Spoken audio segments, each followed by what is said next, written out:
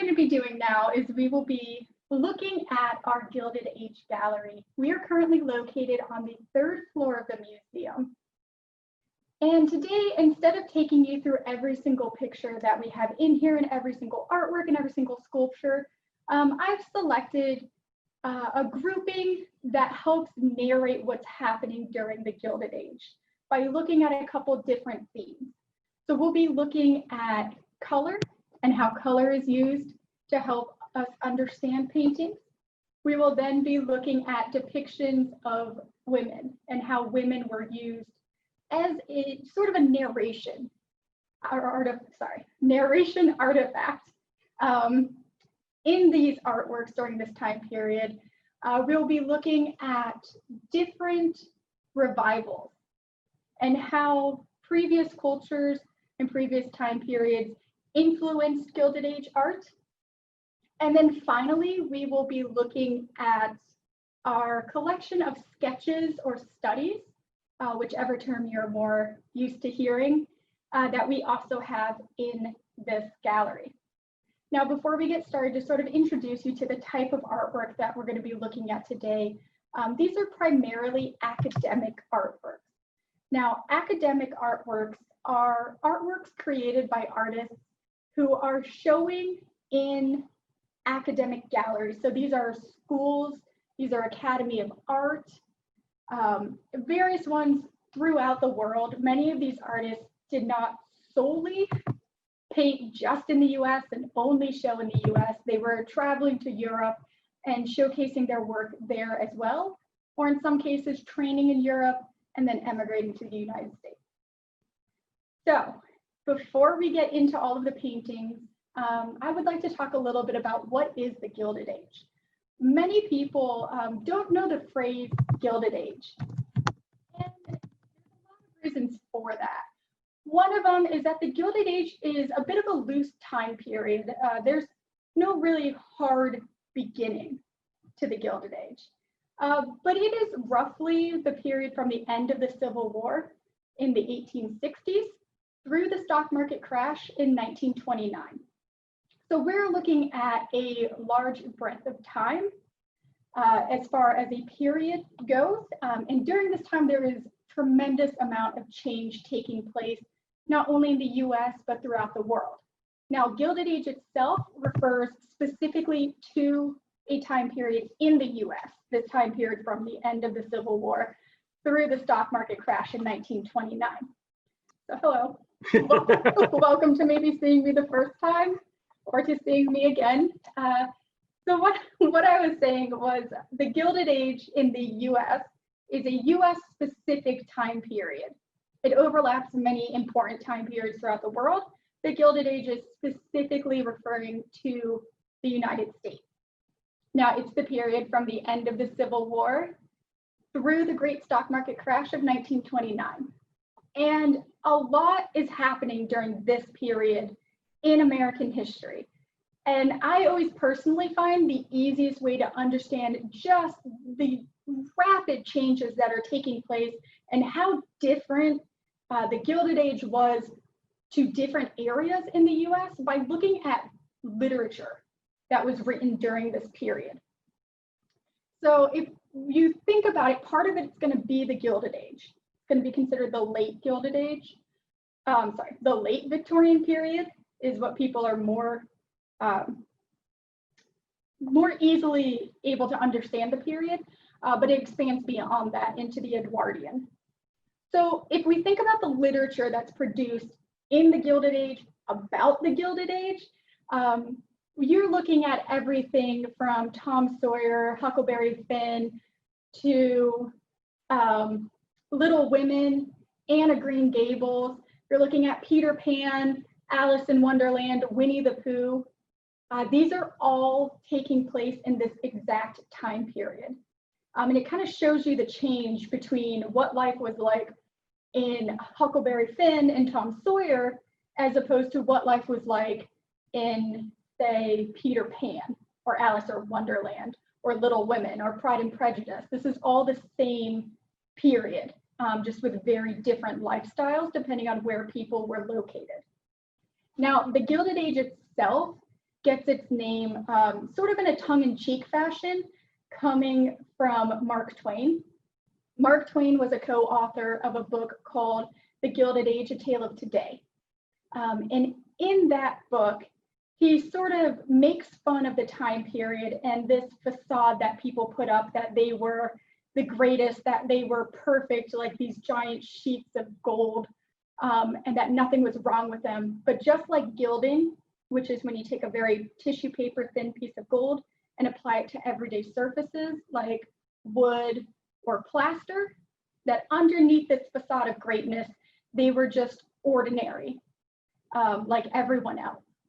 And while it's a bit tongue-in-cheek and maybe not the nicest comparison someone could make about an entire time period, it's pretty truthful for the Americans, because many of the people in America who are becoming wealthy are becoming the nouveau riche or the new money.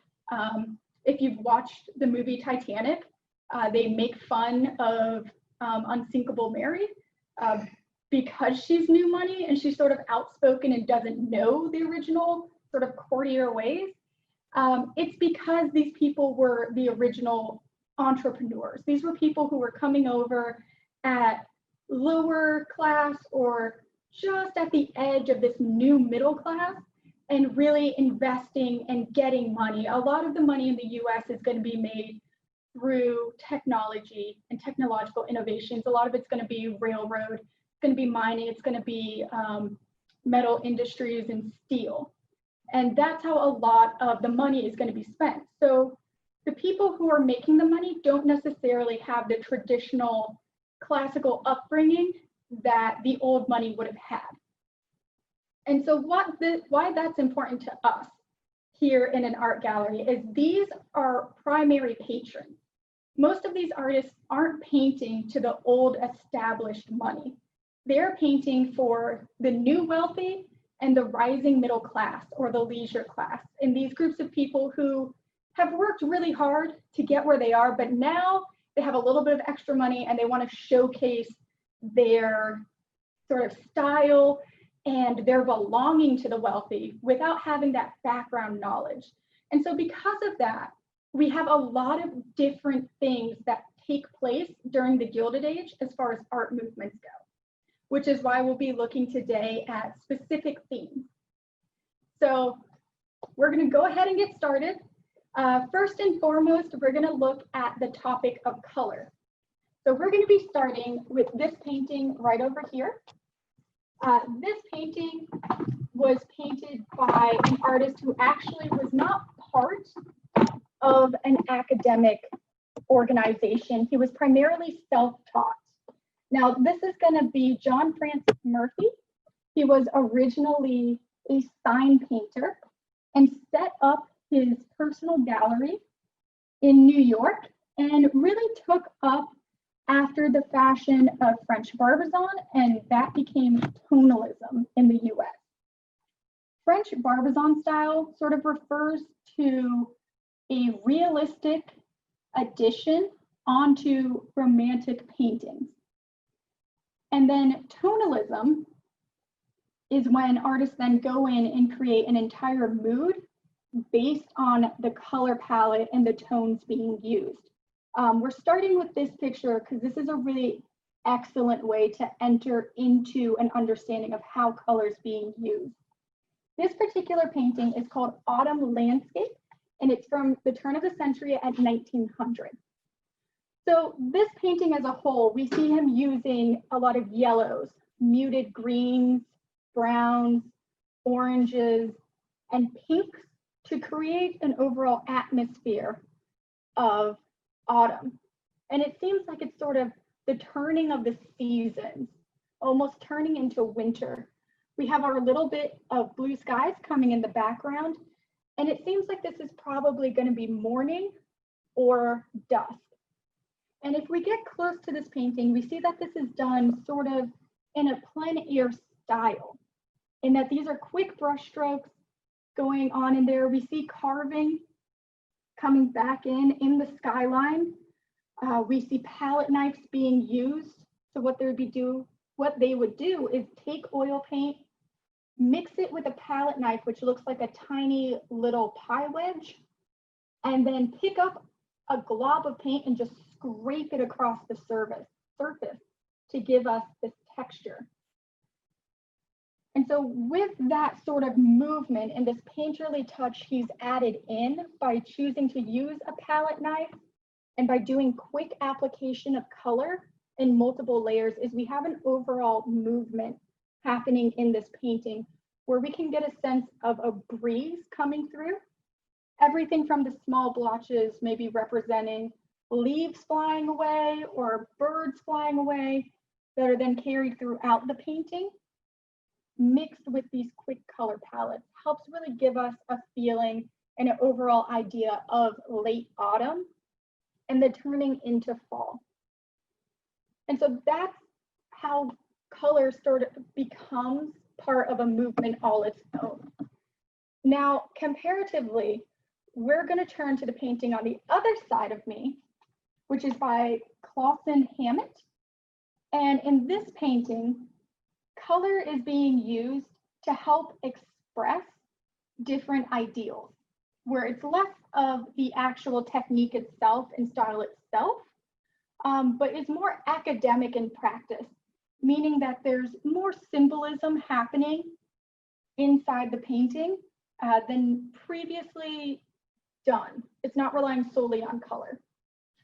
So Kristen Matulewicz was an academic painter, and he trained under and was very influenced by William Merritt Chase, who was one of the major artists in the American sort of art world. And we'll look at a picture of his at the end. So Hammett is very interested in the aesthetic movement, which is this ideal of art for art's sake, in that art is meant to be pretty. It's not meant to have this high order to it that was traditional among academic artists. That a painting was simply painted because the artist wanted to paint it. And so in here, what we have is a very traditional depiction of a female for this period, in that the woman is the object of the viewer's gaze. And what we have is that she's turned away. She's depicted in sort of a demure look, a demure style, turned away from the viewer. So we're kind of sneaking up on her, watching her from afar. And what she's doing is she's actually sniffing a pink rose, which was a choice made by this particular artist because in this period, there is a lot of symbolism with flowers and their meanings. And it was very popular, particularly for the middle class, to kind of sneak messages back and forth using flowers and their symbols. Most people, the women in particular, would have sort of little pocket-sized dictionaries about what flowers meant. So using flower symbolism in these paintings helps the middle class understand what's happening while still looking like high academic symbolism. In this case, the single pink rose is referring to simple love or a new love, young love, innocence, that sort of connotation. However, we have this young love and in a heavy white dress. That brings about the idea of weddings, particularly in this time period.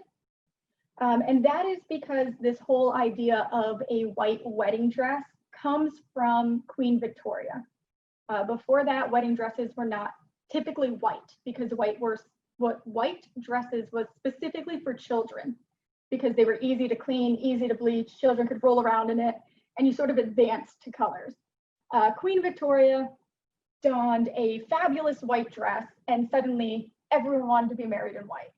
So particularly painting this female with a symbol of young, innocent love in a white dress is really carrying this idea of weddings and a young love and a young romance and just blossoming and innocence, and it's kind of adorable.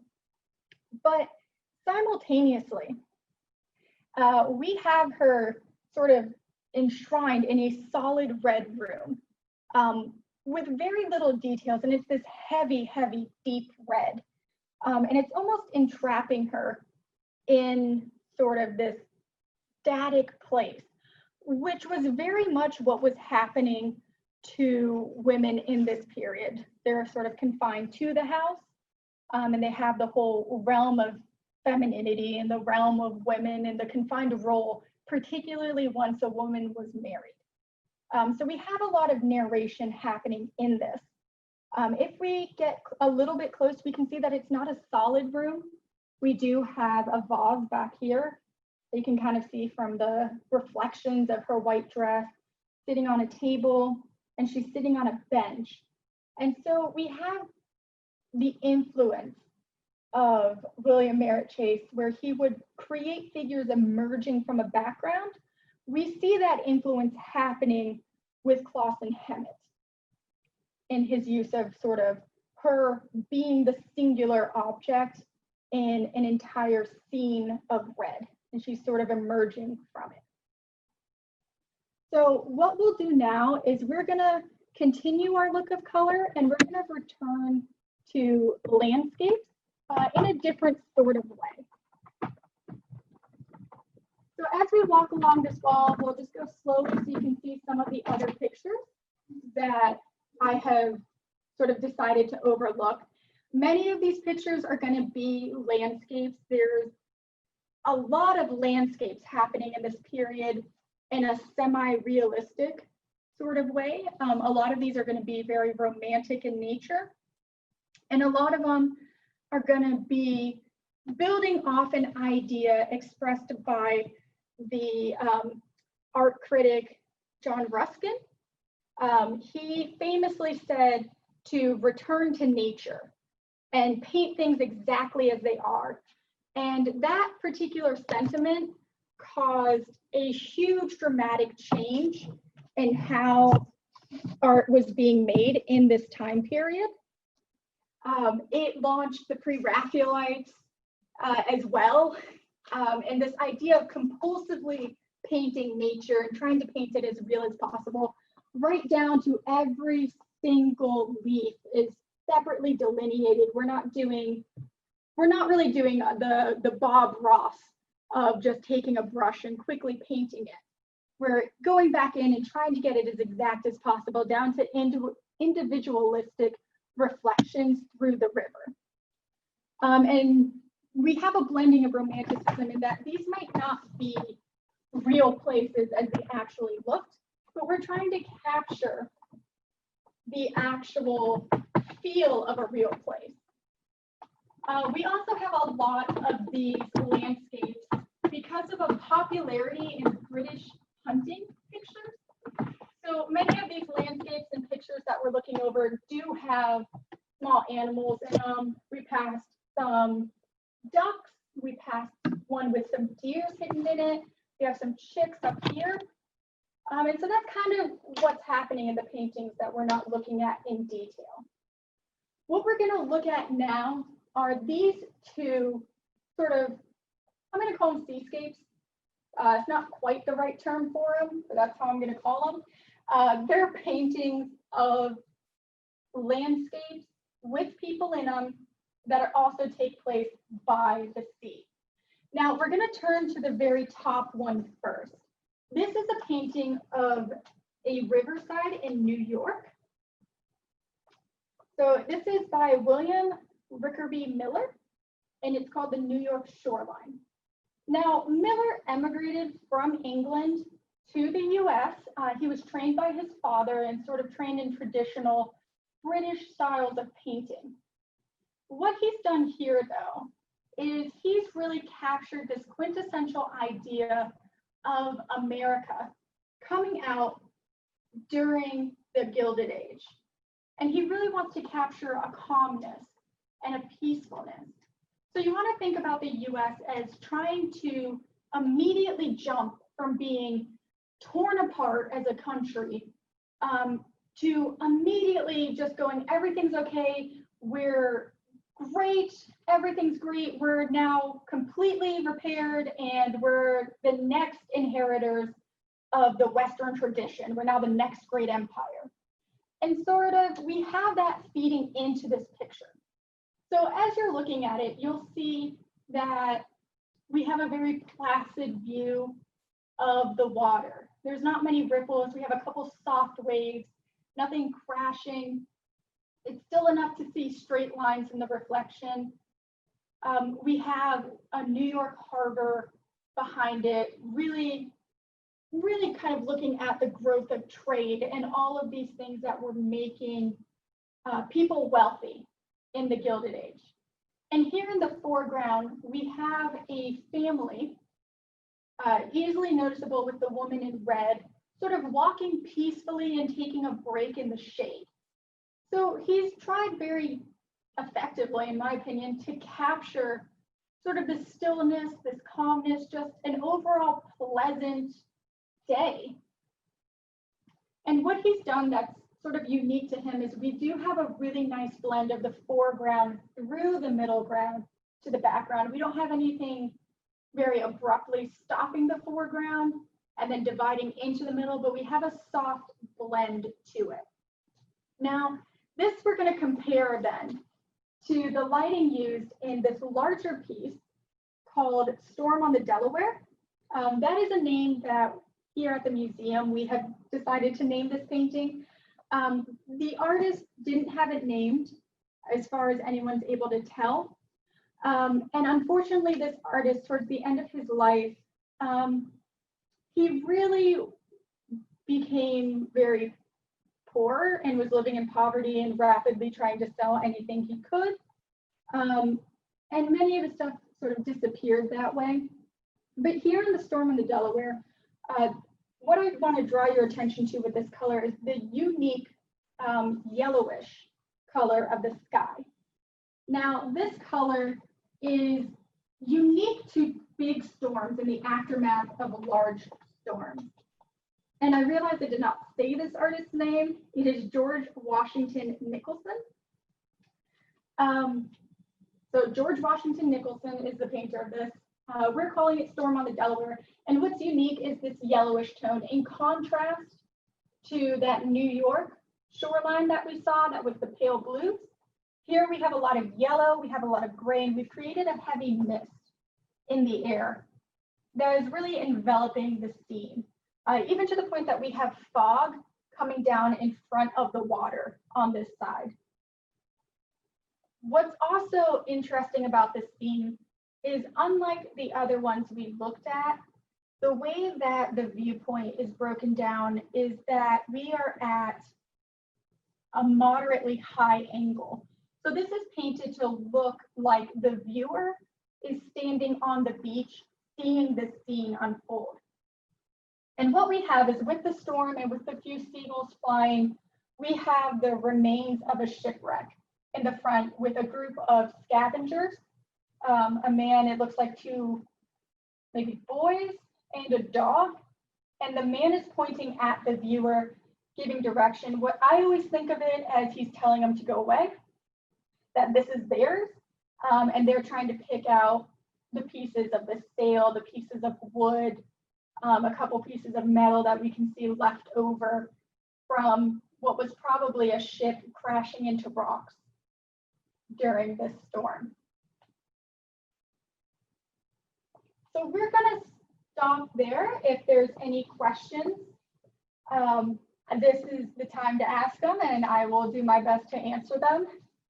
Before we move on, looking at the second half of our lecture, looking at women and styles. So I'm going to just step off screen and get a drink of water.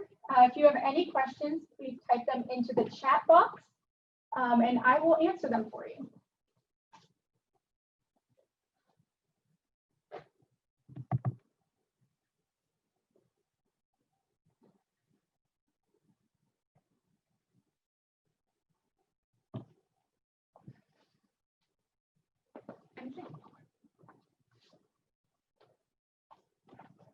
Okay. All right, since we have no questions, we're going to go ahead and move on, and we're going to start looking at how women are depicted in this period. Now, as I mentioned before with our study in white, which was the lady in the white dress with the red background, we're going to go with this one. Women have some definite roles that they fill in society, and they're sort of cast into them, and that follows through with their art. So first and foremost, keeping that in mind, we're going to go ahead and look at Abbot Thayer's painting right here, this large portrait in the center. This is of his second wife. She was a notable artist. And so what he's done is he has depicted her holding a sketchbook, and she's in an orchard. Also, artists were traditionally depicted in black as well. Artists and sort of teachers and writers, they were all depicted in black. Now, this is his, as I said, his second wife, Kate, and this was painted in 1881. So he remarried very shortly after his first wife died. Her name is Emmeline Beach. And Thayer was among the most respected American artists of the 19th century. His oeuvre was immense, painting portraits, still lifes, and landscapes. He's associated with the American Renaissance movement. And what the American Renaissance movement is an entire mindset that takes place during the Gilded Age, which is that I've kept alluding to, that America is quickly recovered from the fallout of the Civil War and is the next great inheritor of European Western tradition. So whereas the British really looked back towards the ancient Greeks, the American, because they were based in merchants and they were traders and they built railroads and they were very interested in commerce in the US, and that's how people made their money, they saw the next great Western tradition coming out of the Italian Renaissance because of the Medici and the flourishing of commerce, and that these people in the Italian Renaissance became wealthy from trade and from work, and they weren't born into wealth just like the Americans were at this time period. So in here, we have, if you think back to Renaissance portraits, so these are things like Botticelli, Raphael, Michelangelo when he painted Leonardo. You have a soft forming of the sculpture. So really think about the Mona Lisa and the use of sfumato, which I said very poorly, but that technique of blending the background and using shadow to create form, you have that happening in this piece. So you have Emmeline sort of coming out of the background. She's really emerging from the shadows of this orchard to cast her form. And we have a softness about her face. Nothing about this portrait is heavily delineated. And it's sort of leaning towards these Italian Renaissance ideals in crafting the portrait itself. Now we're going to compare this to another portrait on this same wall called The Young Lady, and it's going to be over here in the corner. It's by Edward Bell, and he was also a student of William Merritt Chase, who William Merritt Chase was sort of the first real superstar artist of the US, and we'll be looking at his work at the end. But what was unique about William Merritt Chase is that he created his paintings of portraits very quickly. He painted very fast, but what he did is he painted in sort of the old classical style of taking oil paint and using a lot of paint thinner to thin out the pigment and then applying layer on top of layer on top of layer on top of layer. So his paintings, while they're done fast, in one essence, in that they are, you see brushworks in them, they take forever to make. He had sitters often complaining of how long they sat. But what that created was this figure emerging out of the background. And here, this is a fantastic example of how this young lady pulls from the background. Now, this artist is Edward Augustus Bell. This was painted at the turn of the century. And as I said, Bell began his study under William Merritt Chase at the Art Students League in the early 1880s. Bell then traveled to Munich to study at the Royal Academy, specializing in genre paintings, which are paintings that depict everyday life, commonplace scenes, people playing with dogs, napping on a couch, fawning over a baby, picking flowers. But in 1888, he becomes interested in the style of Whistler. And Whistler painted in what can be considered as the blending of aestheticism, which is that idea of arts for art's sake, and the pre-Raphaelite Brotherhood, which were a group of sort of renegade artists who were going to change what art was from the inside of the academic institutions and paint, instead of after classical manners, paint after medieval styles, so very flat, very heavily noted. When you look at pre-Raphaelite painting, they pay a lot of attention to how bodies are positioned to help narrate the story rather than by symbols. So in here, what we have is this young lady is not a depiction of a singular person. She is a depiction of beauty itself and this idea of feminine beauty. Now, really popular in this time period, very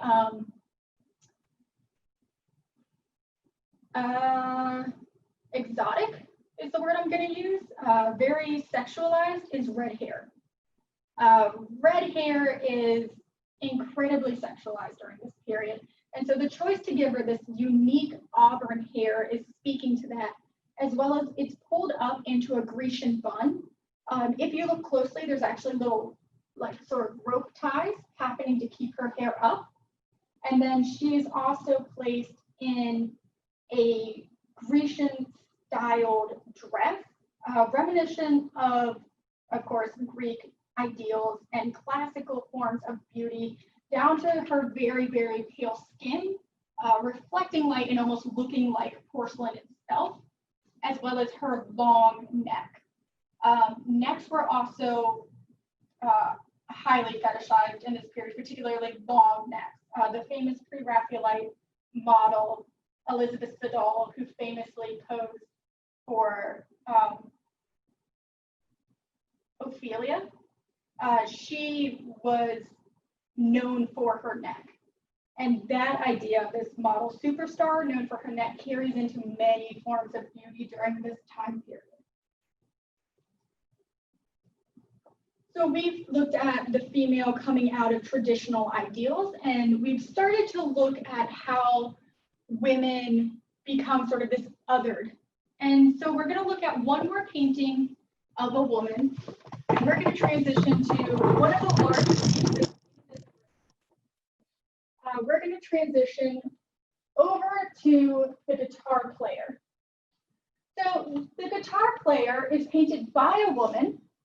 Her name is Kristen Janvier, and she was born in Philadelphia but grew up in Moscow, where her father was a predominant merchant. So she's this sort of new money that I've been talking about. Her mother then moved the family to Baltimore to open an academy for young ladies. And at 19, Janvier's mother died, and she took over her mother's role at the school. Within a few years, she moved her siblings and grandmother to Philadelphia, where she enrolled in some of the Pennsylvania Academy's first lady life classes. Women were not allowed to paint publicly. They were also not allowed to paint figures. So being able to enroll in a life class is a pretty big thing. So the artist, this artist exhibited extensively at institutions such as the Art Institute of Chicago. This painting, The Guitar Player, is also known as old-fashioned music. And it is considered her last and perhaps most significant composition. It won the Mary Smith Prize in the 1880 Pennsylvania Academy Annual Exhibition. So this painting is really very interested in the aesthetic movement and this idea of art for art's sake, as well as this idea of the other and of orientalizing. So what we have here is yet again another depiction of not a specific woman, but sort of a muse and an idea of what women can be and what they mean to the world. And what's unique is that this is painted by a woman. So we have just this idea so embedded into art that women are also sort of othering and idolizing females, which I think is kind of cool. So what we have is she's in a Renaissance-inspired Italian dress. She has this dark hair and thick eyebrows. That was very unique to the aesthetic movement and their depictions of orientalized females and this idea of sexuality. She's playing the guitar. She has the red flowers for sort of passion tied into her hair. What's really unique about this piece is her hair is down. She has a veil, but her hair still appears to be down as well and not fully up in a bun as we saw in our last painting. And then in here, what you can easily tell is the aesthetic movement is the attention paid to having decorative wallpaper in the background in what is known as pre-Raphaelite green. It's that deep, deep green that you see. And then we also have flowers and plants emerging from a balcony. So it looks like she's sitting sort of in a harem type room that was popular during this period. And that large brown column that you see behind her hands divides from the room to a balcony that's lush flowers and trees that continue that pre-Raphaelite green that was in very high fashion over into the outside world. What's also important to note here is in the bottom left corner, we have a lusterware blue vase. Again, that is a status symbol during this period, very closely attuned to the aesthetic movement, as well as a fan. Now, fans alone have their own style, they have their own forms of communication, and how you held a fan could essentially be how you could communicate at parties. As well as they also were a symbol of exotifying, I'm going to say that's the word, exotifying people as well, because you could hide part of your face behind it, just like a veil. Yeah, this is one of my personal favorite pieces. Ryan, how are we on time? Cool. So we're going to look at two pieces a little quickly as we look at this idea of other cultures influencing American artists during the Gilded Age. So first and foremost, we're going to look at this cabinet right here. This is a walnut cabinet. And this is made by, we believe, Daniel Pax in 1870. And this cabinet has a ton of different artistic styles being showcased in it. First and foremost, we have classical styles. This artist himself is immigrating from Germany, and typically artists from this period, not artists, craftsmen from this area, are known for their carving and their high skill level in carving. But if we get closer to this, we'll see that it is based on traditional classical rules. So we have our 3 to 5 rule. If you consider this as an architecture, you have your 3 pieces, your 3 links at the top to the column, and then 5 links below it. This is coming from classical ideals of the golden rule of what ideal beauty is as based off the human form in classical thought, and that you are 3 heads to your waist, 5 heads below it. I do not encourage you to measure that at your home. It will crush your self-esteem. But that is the traditional idea of the golden rule. And so we can think about this sort of front cabinet As following that rule, all the way down to where the drawers are, we can compare to a classical temple as the frieze area. If you've looked at the Parthenon or anything like that, that would have our frieze. And then coming down, we have our columns, and we have a blend of two major styles. We have our Egyptian influence happening in the top part of our column with lotus patterned details at the very top, at the capital of our column. And then coming down, we follow sort of the lotus and water reed pattern into a decorative design into Ionic classical columns at the base.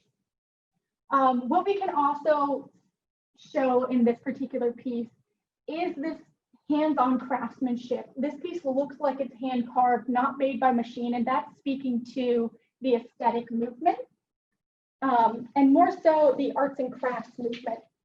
So Ryan, if you could get a little bit close to the metal pieces here, they look hand carved, they're highly detailed and individual. So that's going to be the arts and crafts influence. Arts and crafts was incredibly influential at this time period. The arts and crafts movement is actually coming from one of the pre-Raphaelite artists, which was that small sort of breakout movement I mentioned before. What happens is people are tired of highly manufactured items, things coming out of the Industrial Revolution, and people want to change that. So we have the artist Rossetti kind of coming in with the rest of the pre-Raphaelites, and they're gonna start this transition into furniture, led mainly by, just forgot his name, the father of the arts and crafts. William Morris did it with Morris & Co. He's going to become famous for his textiles, for his wallpapers particularly. But him and the pre-Raphaelites go to Morris's Red House outside England, and they hand paint everything, every wall, every piece of furniture. They hand paint the glass, and they sort of see that as the ideal. And so this idea of individualized furniture and individualized home goods and handmade rather than mass produced really catches on. And so this piece shows us all different cultures influencing, and all different styles influencing the pieces that are being purchased and made in the US. And so the continuation of this idea of the next great Western society. And so the next piece I'm going to show you, and sort of our last up close piece before talking about a theme, is this one. It's called the Sprinter. It's made in 1902 by R. Tate Mackenzie. Now, R. Tate Mackenzie, I'll just call him Mackenzie, was trained in medicine. And what we have here is a sculpture that would win a plethora of awards. And it's going to be based on sort of scientific studies of body proportions for sprinters. He took the average measurement of 74 sprinters who could cover 100 yards in 10.4 seconds. So it's a very lean runner, very chunky cat. This particular sculpture, as I said, won tons of awards. It started with its debut in 1902 at the Society of American Artists, the Royal Academy in 1903, and then the Paris Salon in 1904. And so what's important about this is it has the classical, more of this classical idea. The face is very Grecian. It looks a lot like ancient portraiture, as well as this nude figure. It was rare to have nude figures in Gilded Age art. Typically, they would be covered in some way, and many times his sculptures were also originally designed nude, and then he created clothing working with the artist Pyle, who was a famous sort of historian artist, and creating appropriate costuming. But similarly to how Greek Hellenistic statues of men and fighters were nude. This one has decided to stay nude. It was cast in bronze, similarly to famous statues like the seated boxer, which is one of my favorites, and then the Aposiomenos. These are all nude statues made in bronze from the classical period, and that's carrying forward into here. The final thing we're going to talk about that is really unique to the Biggs Museum is our collection of sketches. And rather than go into detail looking at every single sketch, how we have been with the artwork, we're going to just kind of talk about what sketches are, how they function, and why this collection is unique to the Biggs. So all of these academic artists, as was a tradition of artists, they would study and make sketches. And so what that means is they would have someone come in and pose, and they would very rapidly kind of sketch out the body positions or plan a painting by sketching with their paints, the same way you might try to explain something to a coworker and draw a little picture. The artists were doing the same thing. It was often about getting body proportions right, looking at the light, placing multiple figures in a scene. Typically, these artworks are not on display, nor would artists keep them. The artist Leighton did keep a lot of his sketches. There's tons of them, but he's rare in that. Most artists they made a sketch and it got thrown away, or they painted over it, and that was that. Here, though, we have a collection of sketches made for different reasons. Some of these artists, such as this artist here, Cecile Gu, she was an instructor.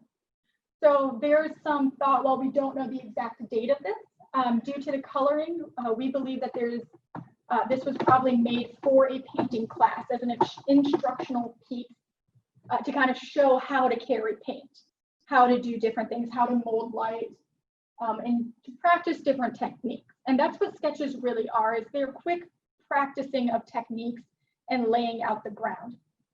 What I want to focus on is one of my favorite paintings in the museum.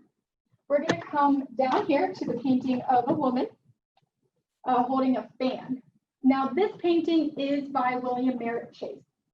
As I said, William Merritt Chase is one of the big superstar artists, and arguably the first superstar artist in the US. He was famously, he had a studio at the 10th Street Studios in New York.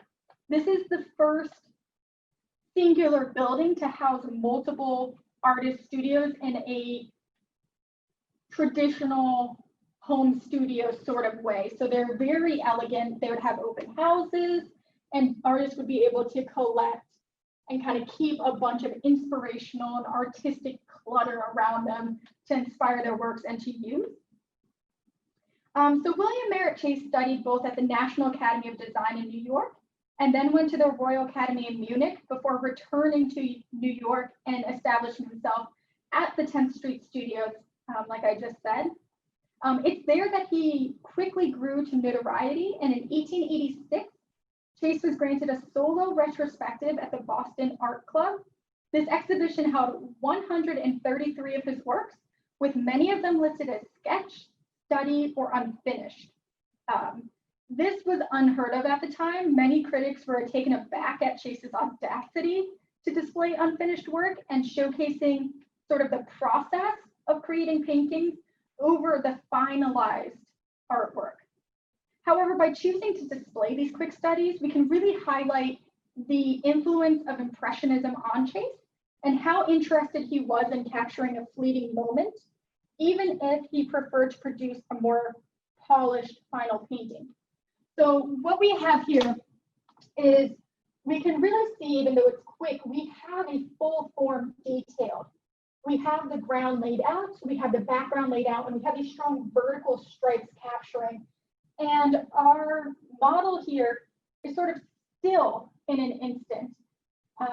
She is in the process of turning, and while we can't fully see her face, we can see her pupils looking off sort of beyond the painter, over her shoulder, and with a slight smirk. And her true personality, I think, has come through in this painting, which is otherwise quickly delineated and not very specific. We still get this idea of her dress swirling, and that it's this pleated cotton dress that was popular during this period.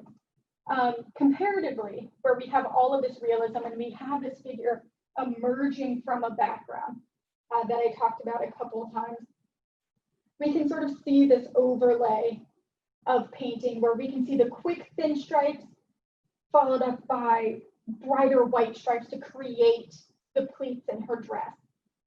And this is comparatively, we're just going to look very quickly at this large piece to kind of show a more loose form of sketches. This is by John Singer Sargent, who's famous for Madame X and the painting Carnations, Lily Lily Rose, which is at the Tate in London.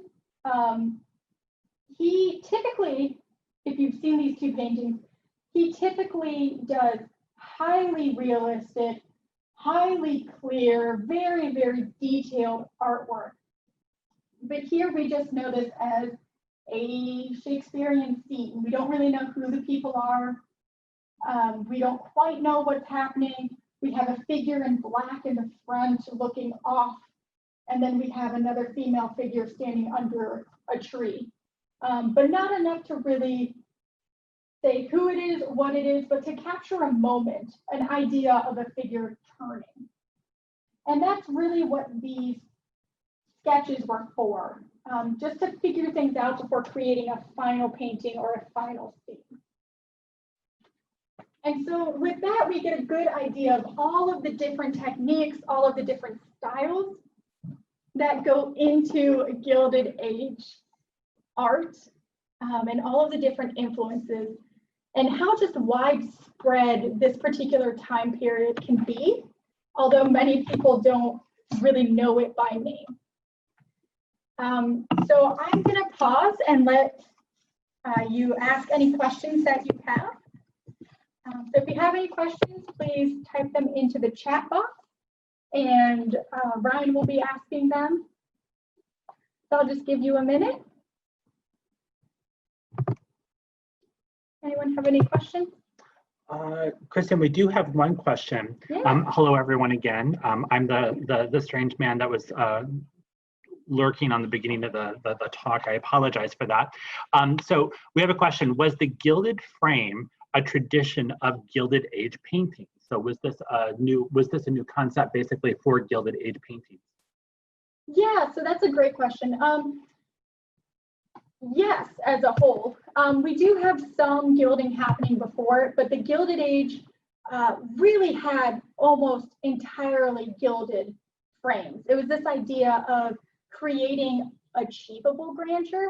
And so people gilded almost anything they could get their hands on. You have gilded ceilings, gilded chairs, gilded tables, gilded frames. During the Gilded Age, we also get a lot of uniquely carved frames with a lot of decorations. Often artists would commission frames for their paintings or design them themselves to help continue the narration of their artwork. So you get a lot of extravagant frames with like columns and pediments on top and different flourishes and fleur-de-lises coming off the sides and highly detailed, multiple layered. But yes, a lot of them are going to be gilded for them. Yeah. Anyone else? Any other questions? So, one moment.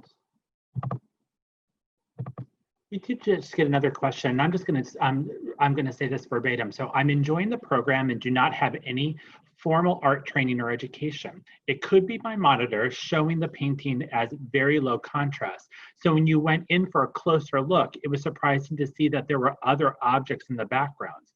Was this part of the style of the era? Which painting? I think we might be talking about Janvier painting, we might also be talking about the Clausen Hammett Okay. that have these kind of objects kind of woven into the backgrounds. Yeah, so it's not particularly a style from the Gilded Age. What that has to do more with is the focusing on the female figure. So they want to keep your attention onto the female figure, but because they're both interested in the aesthetic movement, particularly with the Janvier painting, they don't want to distract you with the overwhelming details of the background, but they also don't want to create simply a floating figure like we saw with the study.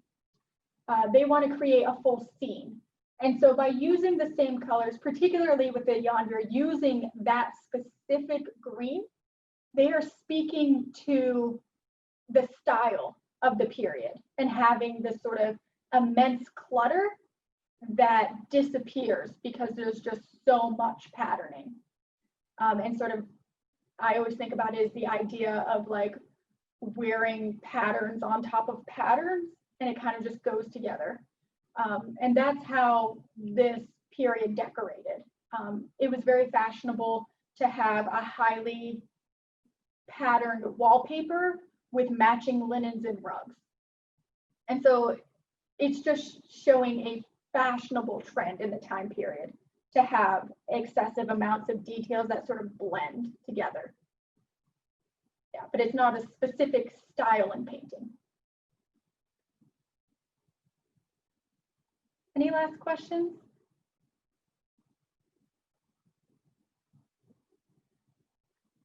Well, if not, I want to thank everyone for coming. We're gonna change your screen quickly so you can see some of our upcoming programs. If you were really interested in this period, I will next Tuesday, same time in 1 week, be giving a lecture on the most well-paid painter of the Victorian period. His name was Sir Lawrence Alma-Tadema, and he was wildly successful until the end of the Victorian period, where he was declared the worst painter of the 19th century, and his paintings became garbage, literally pulled out of the garbage into a recent resurgence in about the last 15 years.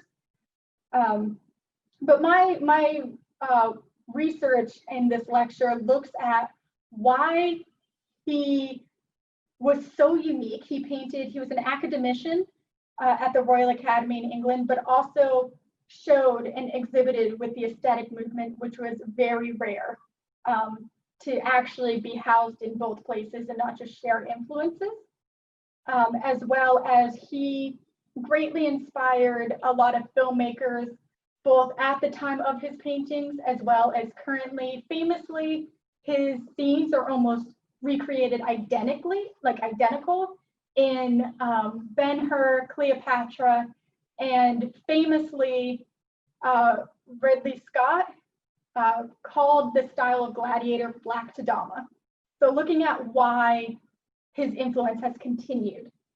We also have coming up, our next virtual tour is going to be of our Jack Lewis exhibition on September 1st.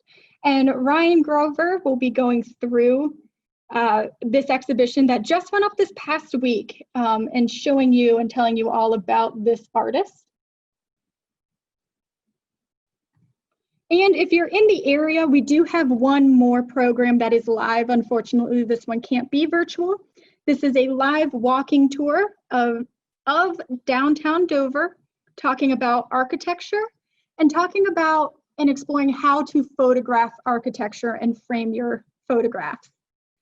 So if you're interested in any of these, please sign up. We shared a link at the beginning of this tour to where our calendar is. If you see a couple that you like, we highly recommend becoming a member. Our memberships are notoriously low priced for museums. If you're new to membership, it's $25. All of our virtual Tuesday tours are free for members, as well as you get discounts on all of our other programming. So again, my name is Kristen Matulewicz. I'm the Curator of Community and Academic Programs here at the Biggs, and I want to thank you for taking our Gilded Age tour. Have a nice night.